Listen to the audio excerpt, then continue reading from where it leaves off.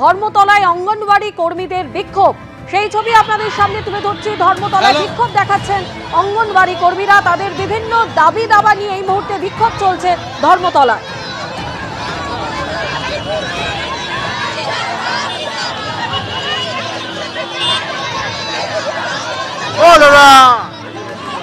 সরাসরি আমাদের প্রতিনিধি সন্দীপ সরকার আমাদের সঙ্গে রয়েছেন। সন্দীপ, কি কি দাবিতে অঙ্গনওয়াড়ি কর্মীদের এই কর্মসূচি?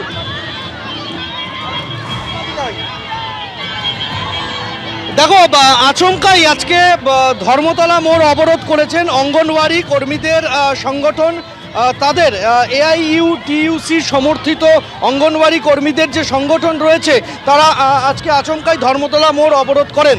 তাদের যে বক্তব্য, কেন্দ্রীয় বাজেটে ICDS প্রকল্পে অঙ্গনওয়াড়ি কর্মী এবং সহায়িকাদের কোন বিষয়ে কোনো রকম উল্লেখযোগ্য কোনো আশ্বাস নেই। আজকে আপনাদের এই অবরোধের কারণ কি শুধুমাত্র এই বাজেটে আপনাদের ICDS কর্মীদের জন্য কোনো বরাদ্দ নেই তাই?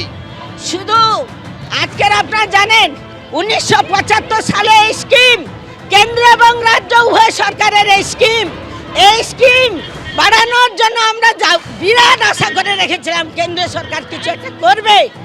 দীর্ঘদিন থেকে 2018 সাল থেকে এখনো একটা পয়সাও কেন্দ্র বাড়ায়নি। আপনারা কত পান? আমরা মাত্র 9,000 টাকা পাই। তাই আমরা একটা সিদ্ধান্ত নিয়েছিলাম যে এই বাজেটে কেন্দ্র নিশ্চয়ই কিছু করবে। কেন্দ্র কিছুই করলেন না। মা শিশুদের বরাদ্দ বাড়ালো না।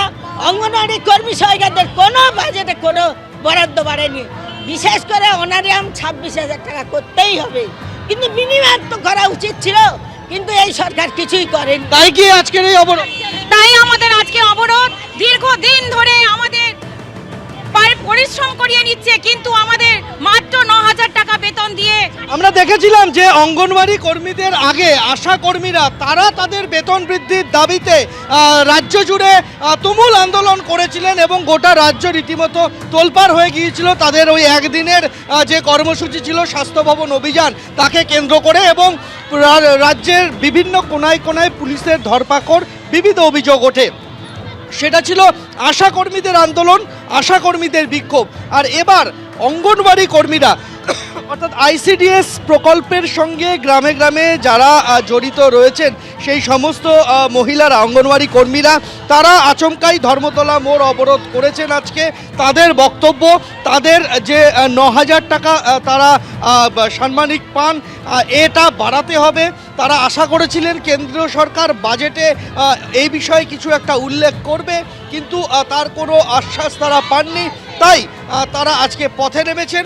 ওয়েস্ট বেঙ্গল অঙ্গনওয়াড়ি ওয়ার্কার্স তারা যেমন রয়েছেন এবং হেল্পার যারা তাদের সহযোগী রয়েছেন, তাদেরও সংগঠন মিলিতভাবে আজকে ধর্মতলা মোড়ে আজকের এই অবরোধ করেছেন।